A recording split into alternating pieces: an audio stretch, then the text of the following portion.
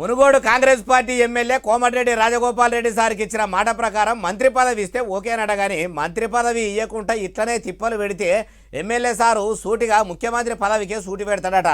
ఉట్టికెగరలేనమ్మ స్వర్గానికి తంతెలు కడతా అన్నదన్నట్టు అట్లా నివొద్దరే అన్నాడా ఏ బాలన్న అంటే ఇగో రోజుల్లో మీ ఆశీర్వాదంతో తప్పకుండా మనకు మంచి పదవి వస్తుంది.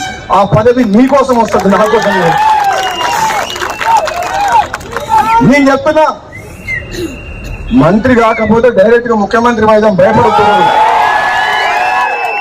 ఇన్నరా ఎమ్మెల్యే సార్ ఏమంటుండో ఇంకా మస్తుగానే అన్నాడు మొత్తం ముచ్చటి నుండి. ఇచ్చిన మాట కట్టుబడి చెయ్యండి, ఇంకా వేచి చూస్తున్నా. పదవి గురించి మనం బాధపడలేదు. ఒకవేళ చెయ్యకపోతే డైరెక్ట్ మన టార్గెట్ అదే. ఇంకా